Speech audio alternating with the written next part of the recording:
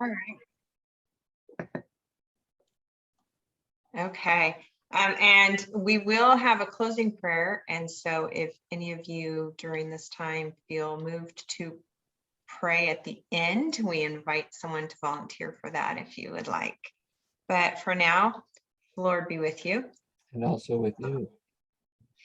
Merciful and loving God, as we gather together to explore how your church can grow to be more inclusive and more loving, guide our hearts and minds to following Jesus' call to welcome all into your love. Amen. And now I'm going to turn it back to Terry. We'll be playing ping pong today with our back and forth. So last session, I'll just do a brief recap for those who may not have been here or maybe just need a refresher, like I always do. Last session, we discussed the core commitments of prioritizing young people and families everywhere. And what we talked about was in relation on the Growing Young wheel. This is the area where a lot of congregations fall off the wheel. The wheel is meant, these core commitments are meant to be continually renewed. And sometimes congregations, after the first 4 commitments, which are fairly simple or intuitive to do, a lot of them just kind of get stuck in that spot. And then they fall what they call a hinge point. They fall off the wheel because they get comfortable in those 4 things. But what happens is the wheel is meant to be continually renewed with new generations and more people.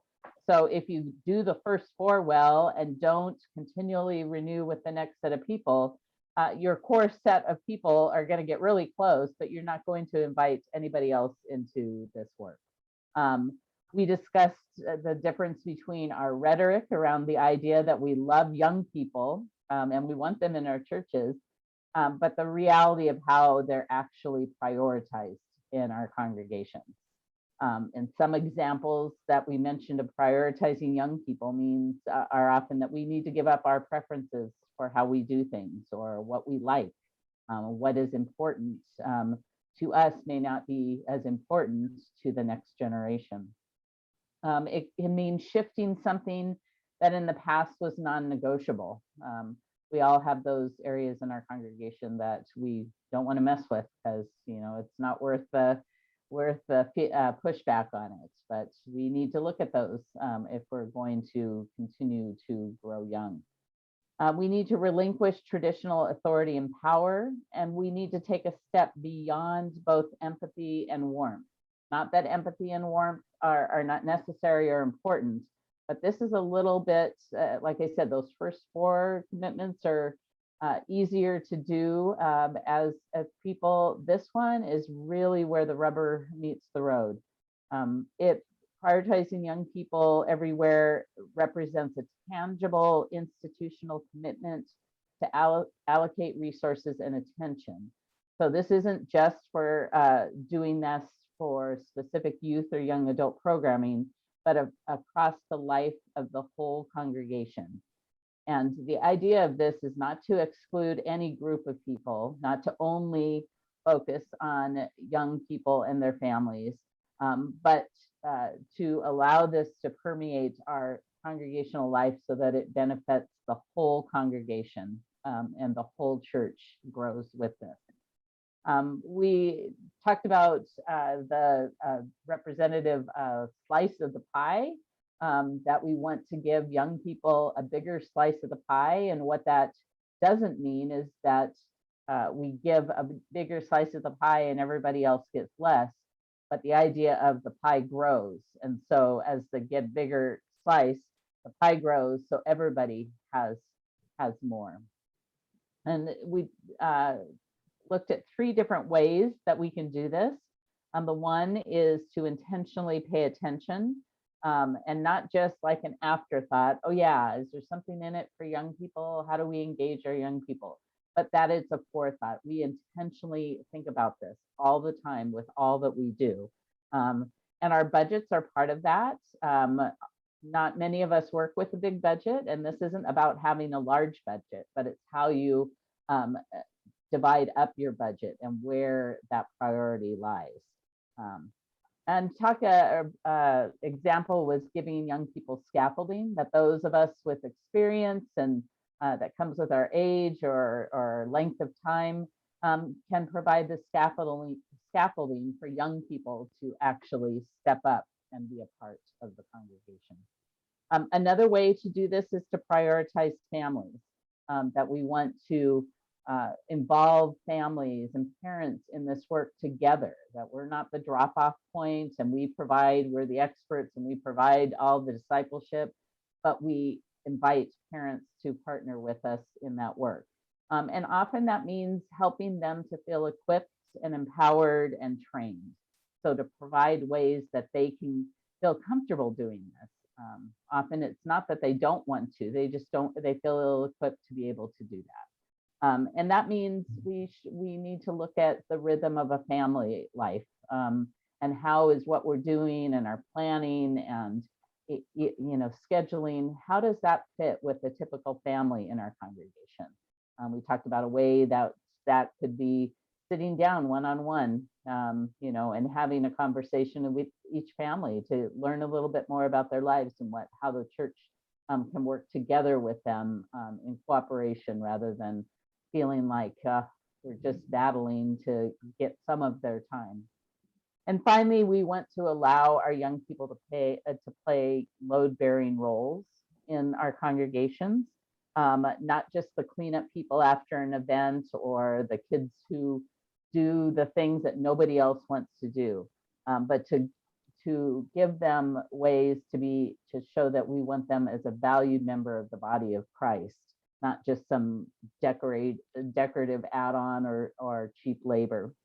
And to do that, in everything that we do in our congregation, to ask the question and ask it early on is how will young people be involved?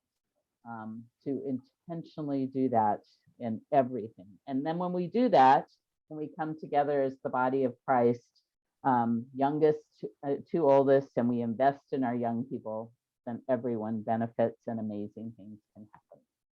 So that's a brief recap of last session. So now I invite Mindy to share about this month's topic. All right, so today we're going to talk about chapter 7, Be the Best Neighbors. And to start off, I want to open us up with just a conversation. Take a minute, and whether you write it down on a piece of paper or make a list in your mind, but I want you to take a minute and list for yourselves all the way that your church serves and engages both locally and globally. And those can be group efforts, they can be advocacy projects, congregational initiatives, and think of as many as you can within the context of your current congregation. So I'll give you a couple seconds to formulate that list for yourself.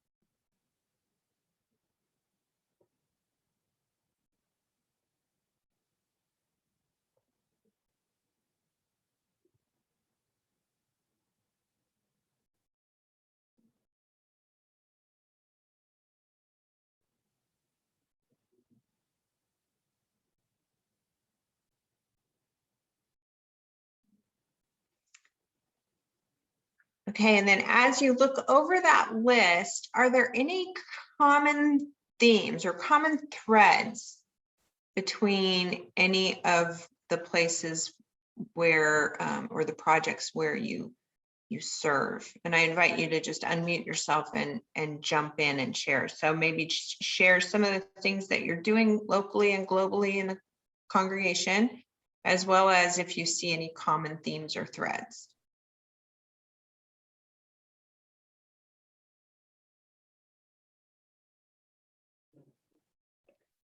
I'll share a few things. We are the host of the Santee Food Bank, which is an interfaith effort here, which is actually supported also by a lot of businesses. Through a couple who have been dedicated to it, we support a group called the Mundo Pequeño Especial, which is an orphanage in Mexico. And we also, though we haven't been able to do it since I've been here because of COVID, they usually do an annual building project through Lutheran Border Ministry. I think it's Lutheran Border Ministry or Lutheran Border Concerns, building a house in Mexico. And involvement with Santee Interfaith and Santee Collaborative, one which is a religious group and the other which is not. And then our young people's ministry outreach, which is Joyful Noise, which has also sadly been kind of on hold because of COVID. And I'm trying to draw some lines together, as you suggested, I'm still working on that, I guess. That's fair. That's fair. And you may not see any direct connections, but sometimes there are. So if there are, we just want to talk about those. Who would like to go next?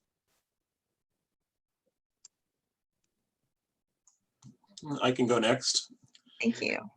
I mean, our church does a number of outreach things. The list I came up with is we help support 2 ELC missionaries. We have several programs where we reach out to people who are poor or especially homeless in our community, where we serve a breakfast every Saturday and a dinner every Monday. And Brenda Lucier is one of the leaders of that program. We also host the local office of Lutheran Social Services on our church property. And we've been involved in some local ecumenical groups that again have kind of focused on they're like foster care or homelessness. And we cook dinners every month for Central City Lutheran Mission for the shelter there. We recently became a site for a program called Shower of Hope, which is based in LA, that provides showers for people who are homeless primarily. And we also help support a children's home in Tijuana, and have done some visits down there. And so that's another connection. So I think probably something tying some of those things together, at least most of them, is a concern for children and youth and people who are homeless. So. Okay. All right, thank you. Anyone else?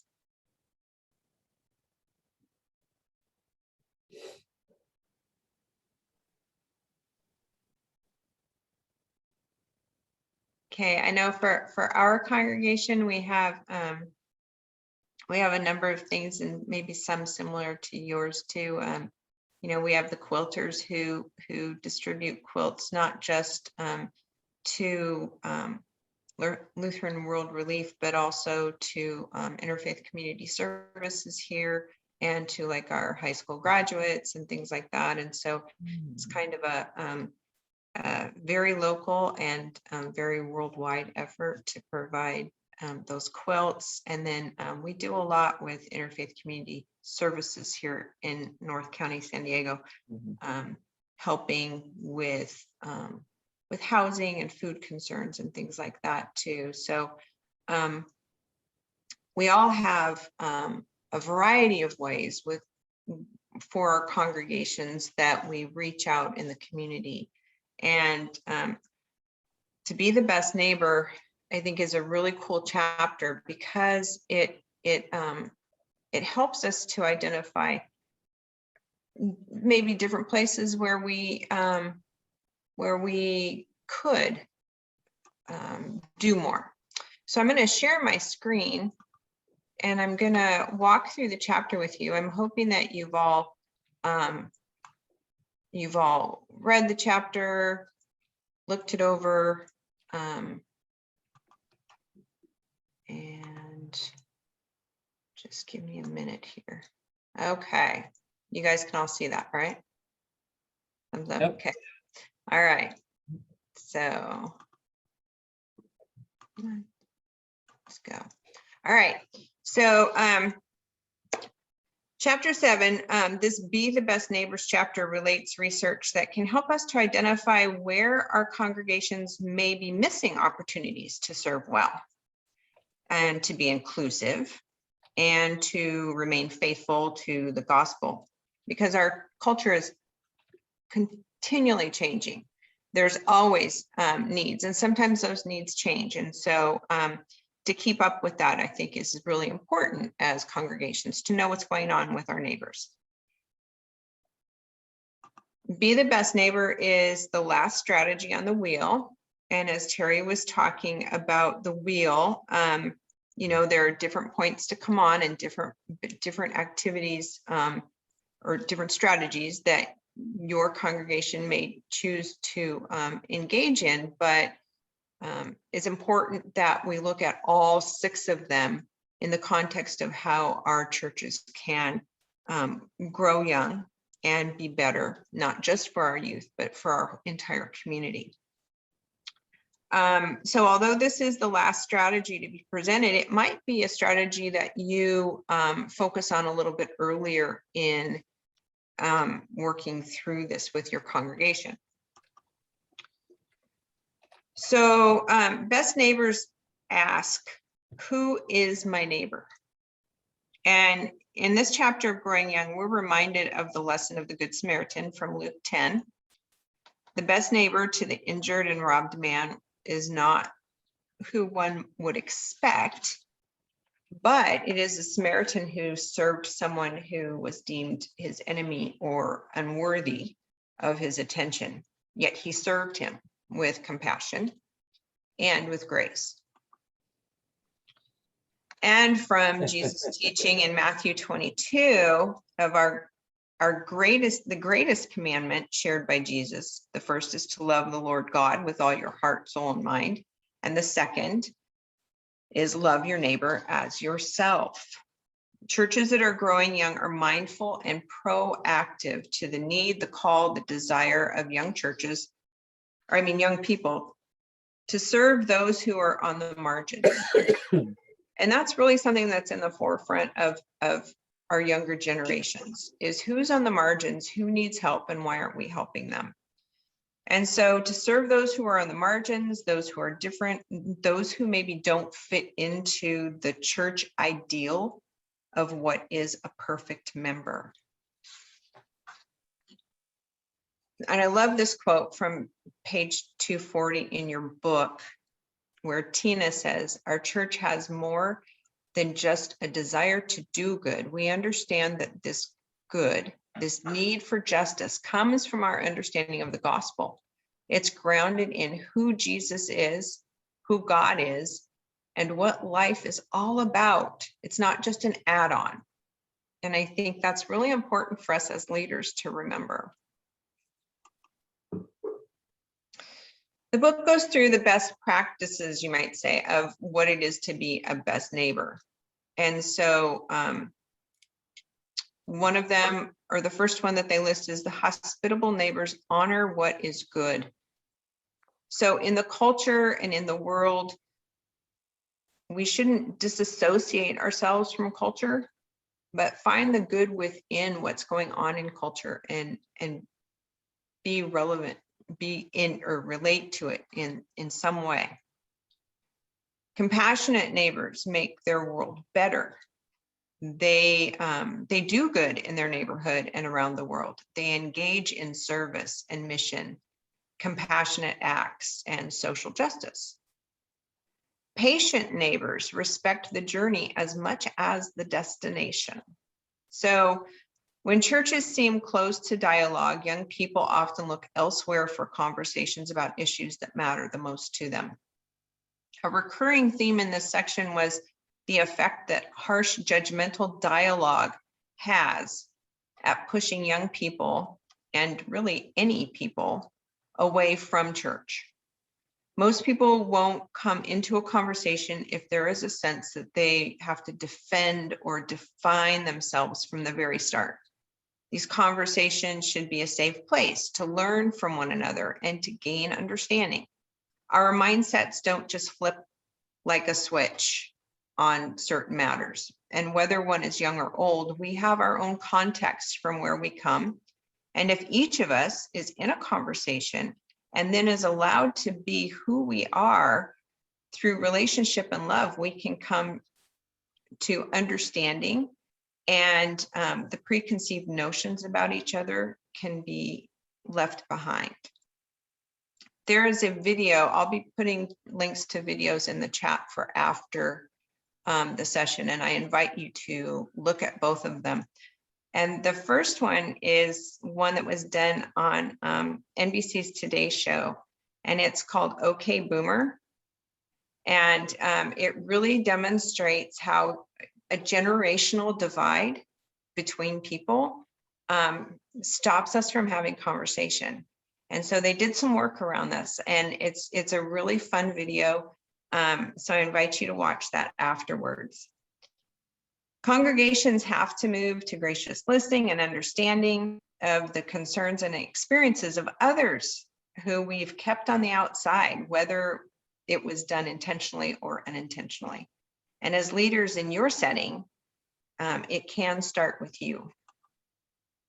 Oops. I went too fast. There we go. Okay, then we have courageous neighbors, embrace ethnic diversity. And they work to understand the injustices in their neighborhoods and take actions, not just stay silent on issues. And the video I'm going to invite you all to watch later on this is called Faith Over Fear. And it's a community that has come together in interreligious dialogue, the Muslim community and various others in a neighborhood. And it's a real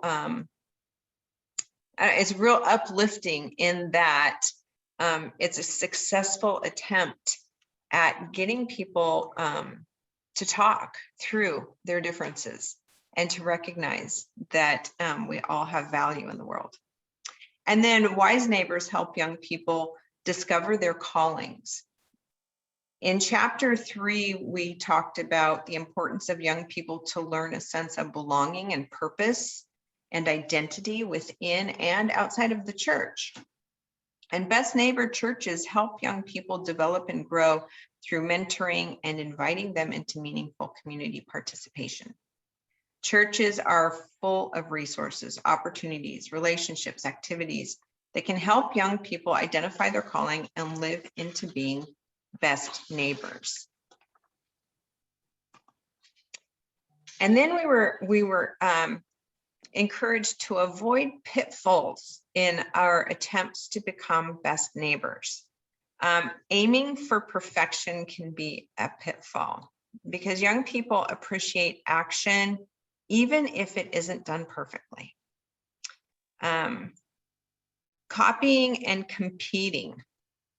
And they recommend that we don't become an entertainment venue, that we don't try too hard to be relevant.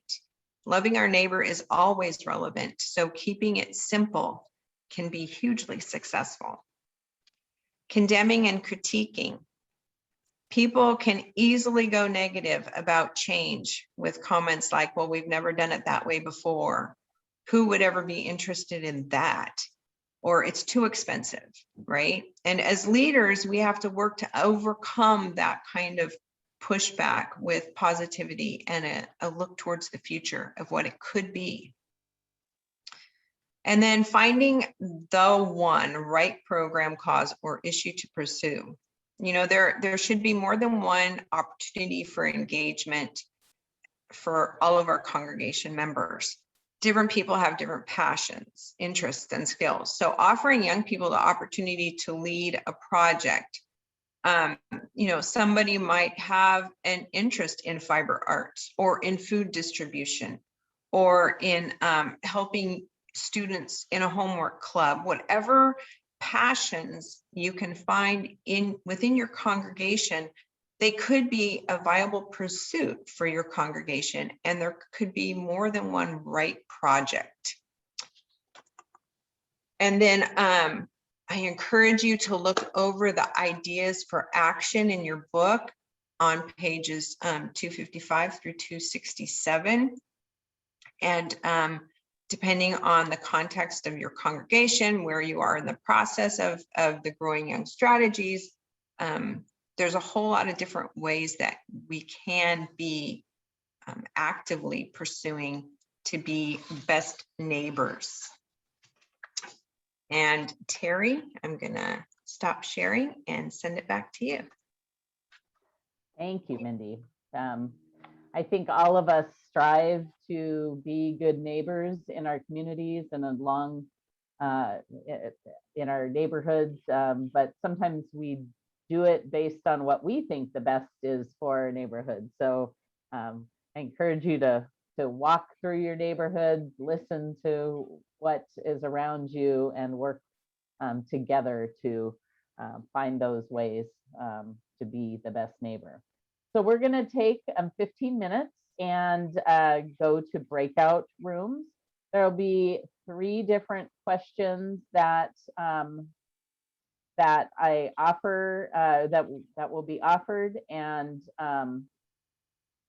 let me see here. Sorry. And I will put them in the chat, but those questions are: if your church moved out of its neighborhood, who would miss you the most? The second one, does your church engage in discussions on heated cultural issues? And the third one is, how do your young people respond to those conversations or lack of them? And now, some of you, I know you may say, we don't have young people in our congregations to just have those conversations with, or those discussions. But then you can share whether you're having those discussions with the congregants that are in your congregation. Because it's no less important for these best neighbor practices to be building bridges towards more diversity in your current context. So I think I had originally had 2 breakout rooms with 4 each. Now one of you is going to have 5. I hope that's not too many people in your breakout rooms. One of you has 4, one of you has 5. We'll give you 15 minutes. I'll give you a 5-minute warning, and then Zoom will give you a 1-minute warning. So I'm going to send you off to your rooms now. Have a good conversation.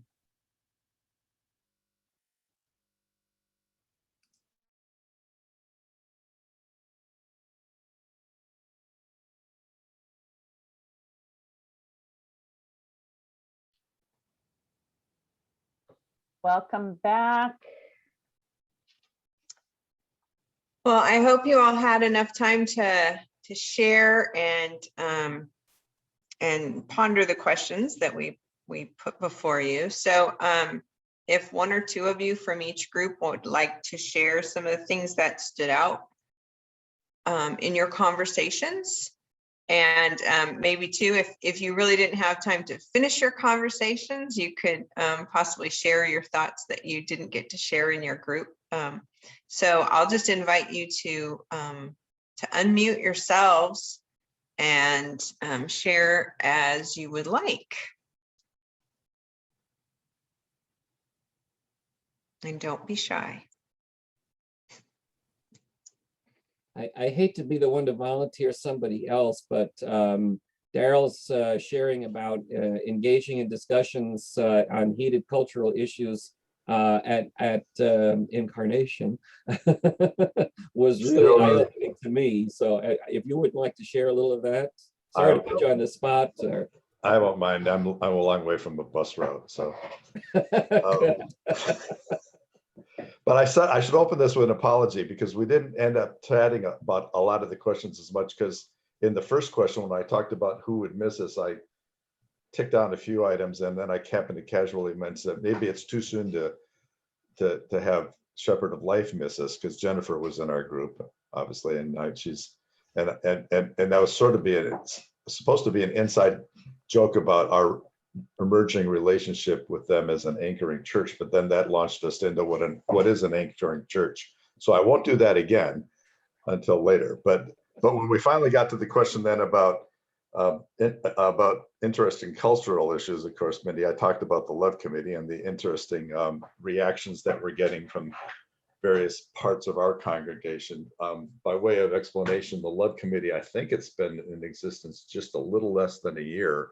And it was prompted to be formed by a really, really inspiring message that 3 of our young members and provided during one of our services, which more or less was an explanation by them as to why it is that they're probably not going to be around Incarnation much. Not that they're, they're off to college and that's one thing, but they wanted to make sure we understood that it was really more than that, that there is certain aspects of who we are and what we do that aren't terribly welcoming, and certainly not the kind of a place that we would want to, we would like to think that we are in terms of welcoming people like LGBTIQ membership and other races. And so as an outcry, or not an outcry, an outcrop from that particular message, the congregation and with their leadership formed a group we called the Love Committee. And so far it's been a series of Zoom discussions that have centered on questions like, why do we have the American flag up front and center in our sanctuary? And what message is that sending to people? And of course, you can well imagine that got really, really, really, I'm not sure 3 reallys is enough, emotional for people.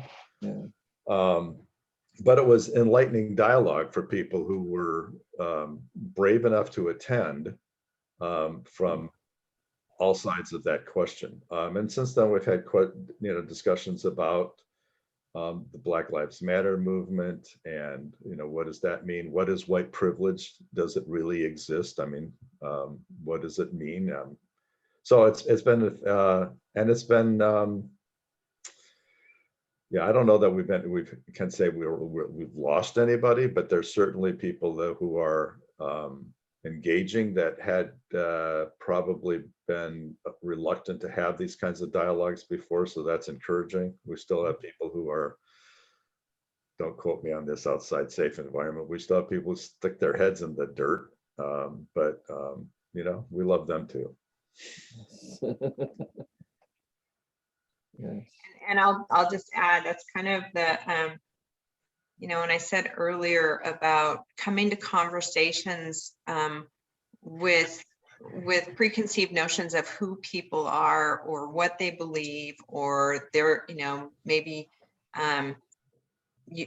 people feel the need that they're going to have to come to the conversation and defend themselves, right? Mhm. And that's really not the kind of conversations we want to have. We want to have conversations where we can learn and trust and just come to know one another, so that, if someone is very passionate about the American flag being in the sanctuary, then tell us why. Help us to understand, and vice versa. Until we have a better understanding, we really can't have that relationship. So thank you, Daryl, for bringing that up. Yeah. Who else?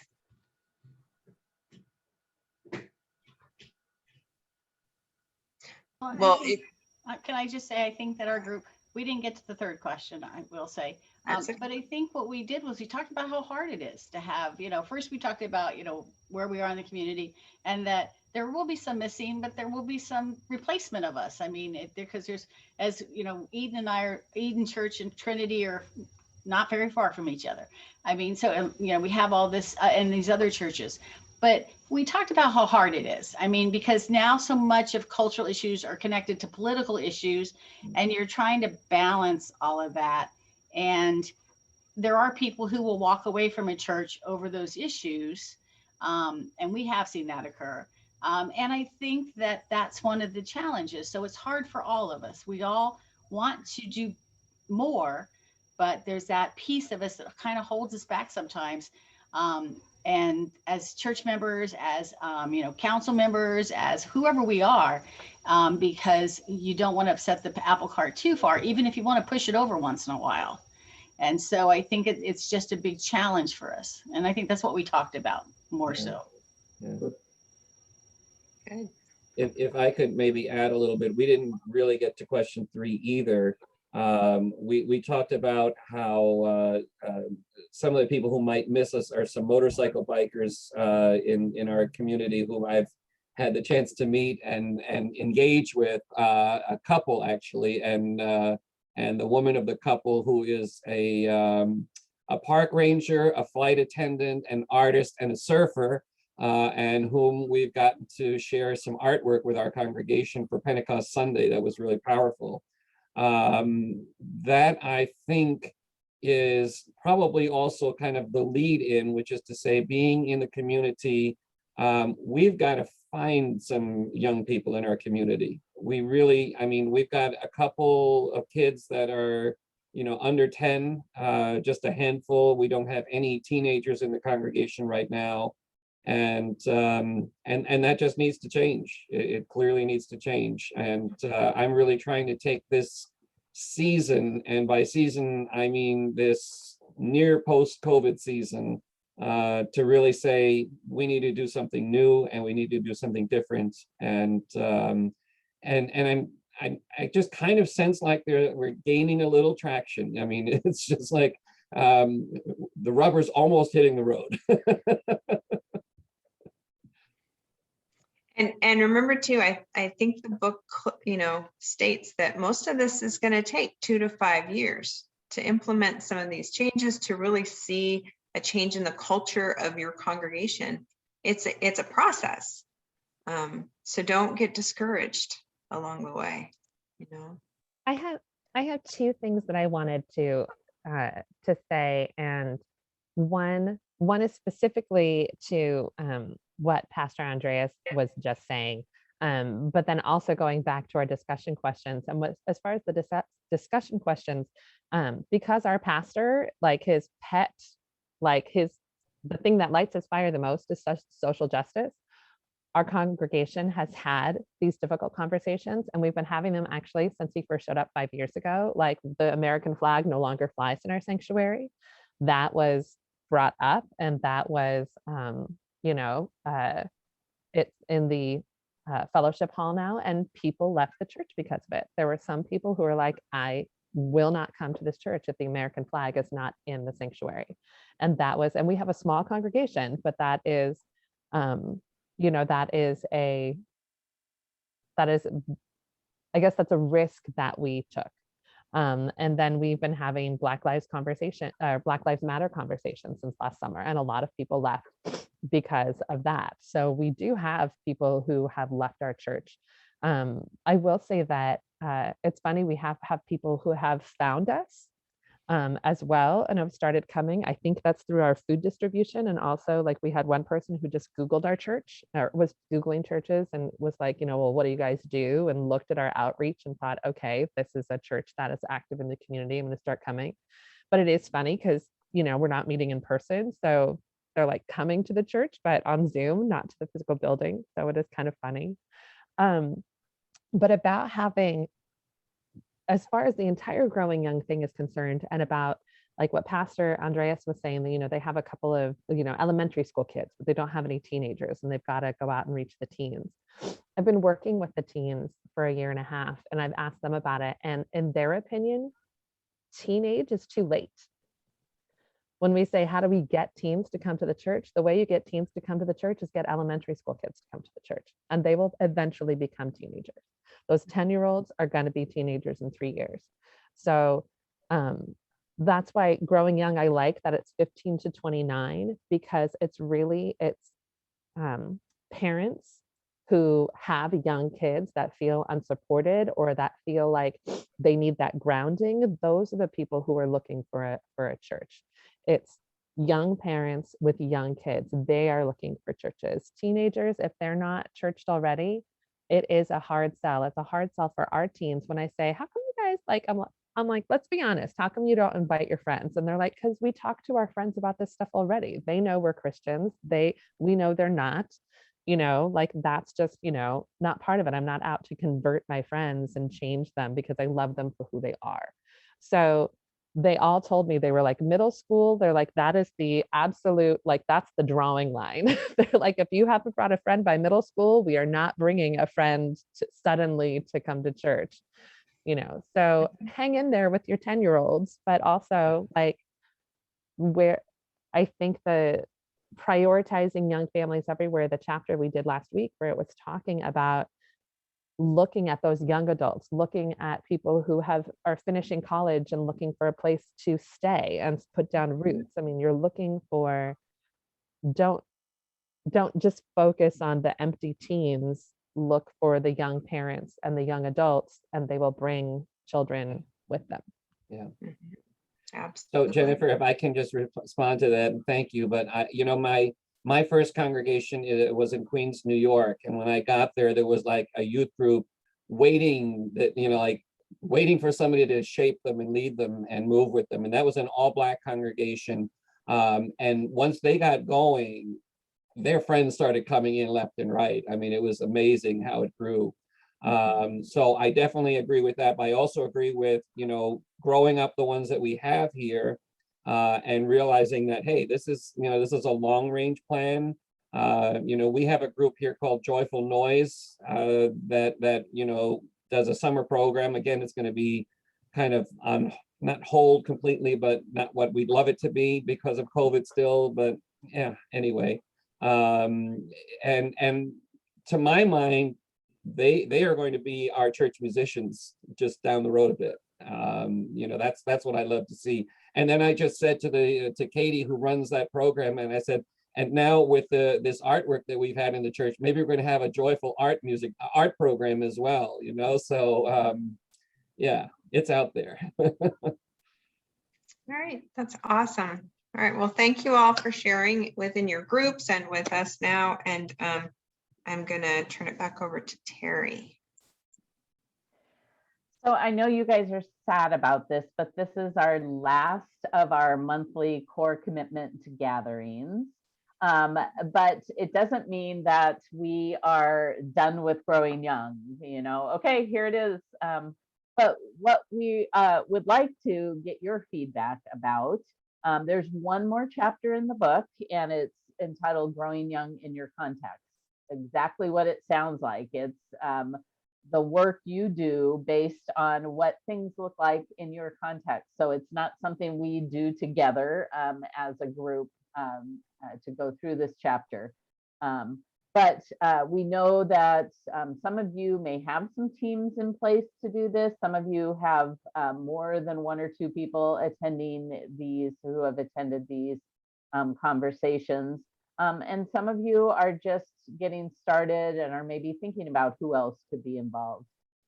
What we were thinking is that in September, of proposing to gather us all back together again, giving you time to have looked at this last chapter, done maybe some thinking about your context and what might work best, and pulling us all back together again, offering 2 sessions, a daytime one and an evening one, to talk about where you are in this process, and to maybe look at it, maybe an outline or a plan you've put together for your congregation, something simple like who to involve in this plan and what 1 or 2 strategies you might want to look at first, and then to be able to share with each other and gain ideas, and you might have things by then that, hey, we've tried this and this worked, or we did this and it did not work well at all. But we'd like your feedback to know whether gathering all of us back together sometime in September would be something you're interested in. And or if you have any other ideas of how we can walk with you and support you in this work. So just unmute yourself if you have stuff to share or thoughts about this. We'll go from there. I know I've been talking a lot, so I'll make mine brief, but we gathered the council together for an afternoon outside of, we usually only meet once a month, but so we said there's other things we got to talk about, so let's meet again. So we met on a Wednesday afternoon, and I did a presentation on Growing Young. There's only one other person on council who's going. So I just quickly went through the 6 core commitments and kind of explained the overview of what it is and why Growing Young is important. And then I just went through the questions at the end of each chapter. At the end of each chapter, there's the rate your congregation, right? Like, how well do you think, on a scale of 1 to 5, we're nailing it, or there's work to do, kind of thing. And I just had everybody hold up their hand, and I'd read the question. I said, these are not my questions. These are questions from the book. I didn't write this, we're just asking this. And, we went through every question, and we had very, very, very few 5s or 4s, like where we are nailing it. It was so often it was 1s and 2s, and sometimes people would hold up a 0. And then there were other times where 3 people would hold up a 1, and then the other 3 would hold up a 5. So our own vision of how well our church is doing some of these things is not seen the same on council. So we're going to have another meeting to sort of discuss where we go from here, or where we go from there. But yeah, council is where we're starting, and we started with the questions in the book, and it was illuminating. Thanks. And again, that's really helpful to me to hear that we're working on putting together a council retreat. And I think this would be a great way to, just starting with some of those questions. I mean, we have a mission statement, and I said we need to flesh out what our mission statement is. How do we live out the things that we say we're about, in practical ways? And I think this book is a great resource for that. I'm looking forward to core commitments, .2 or something like 2.0. Well, we are talking about, like, do we do this again with a new group of people? But we want to find out from you guys who have stuck through us through this first round, whether gathering again, in September to kind of discuss where you're at and sharing ideas would be helpful. Yes. Another way go ahead, Daryl. I'm just going to say, I like the idea. It strikes me that kind of, I hate to drag anchoring church back into it, but the relevant point about anchoring church is this, that those of us who had gone to a seminar about this over a year and a half ago and getting started have found it very valuable to get together on Zoom every few months to kind of have an update from each other and encouraging each other as to what we're doing, what worked, what didn't work, kind of like what you said, Terry. So yeah, I'm in. Yeah. Okay, good. Thank you. Yeah, I do know one of my first experiences with being on like a board was when my kids were in elementary school, and I was on a PTA. Actually, I was on 2 PTA boards, and went to a conference. And I remember from the conference, I signed up for a lot of workshops that taught me things, but the most educational piece was a round table where we sat around with other people who were in our same roles and talked about our experiences and shared ideas, because those were real world things that were working or not working that we could take down. So I think what I'm hearing is you, for the most part, this group is okay with doing a gathering again in September to see where we're at. In the meantime, we are here to support you. Thank you, Pastor Linda. We are here to support you if you have questions, if you need support or help in any way as you do this work in these next months and months ahead. If you would like one of us to meet with your council or your team to help walk you through any parts of this, I'm going to put my email in the chat. If you don't already know it, you probably get so many emails from me. You're like, no, don't give me your email. But you reach out to me, and then I'll talk about it with Deacon Mindy and Pastor Tom, and we'll see what we can work out with your scheduling. But we're here to support you in this work. It's not just like, okay, now we've presented it. There you go. Have fun.